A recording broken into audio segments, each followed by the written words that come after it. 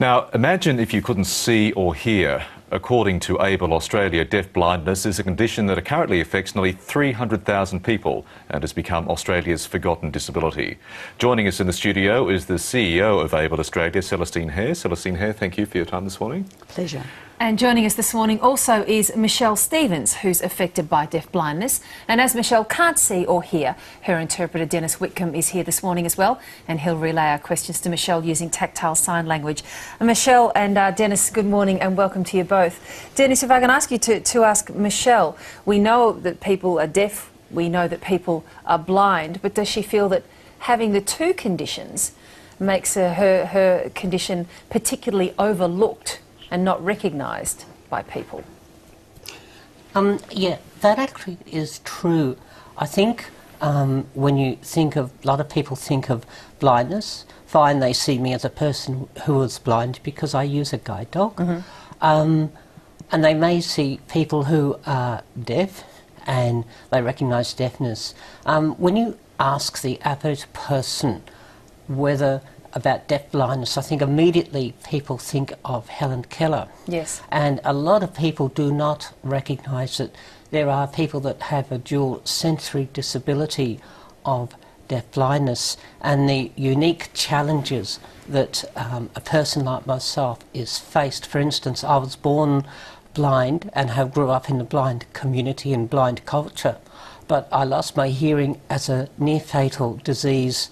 I lost the remaining of my hearing because I had severe ear infections right throughout as a young child. So about 17 years ago, I became profound deaf.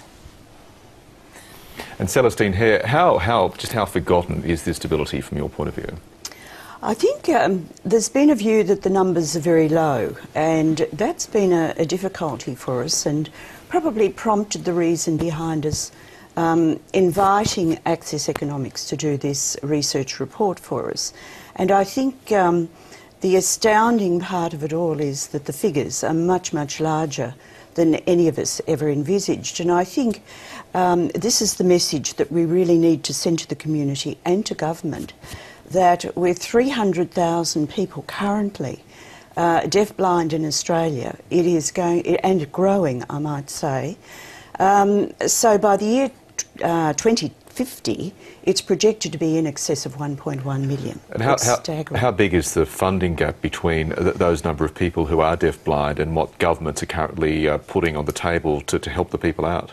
Well, currently we're funded to provide services to people up to 65, and we provide about 3 hours per week, which is certainly not enough by anyone's means. I mean, if you can imagine, if you can't hear and you can't see, you really need 24/7 support, and 3 hours a week just goes absolutely nowhere.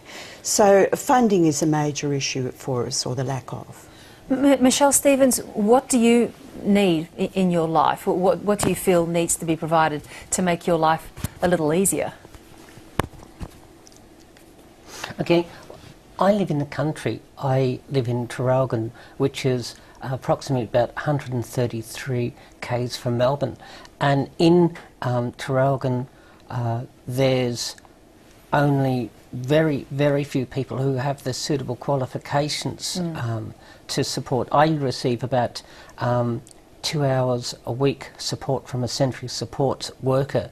That enables me to go shopping, link with the community. The reason why I think of our support workers as a sensory support worker, because they're our eyes and ears to the community. Yes. And I think it's really important, as Celestine said, that we really need a lot more support from government to increase the amount of support that deafblind people have. I'm fortunate, and I consider myself to be very lucky to receive what I do, but however, speaking to the deafblind community, we really do not receive enough support from the government to increase these hours.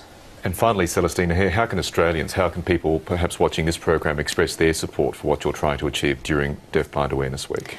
Well, if people would like to tap into our website, which is www.ableaustralia.org.au, or phone us on 1300 225 369, and there'll be somebody very willing to take the calls if they'd like to call us.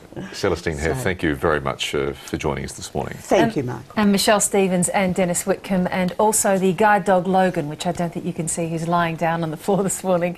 Thank you to all of you for coming in this morning too. Thanks so much.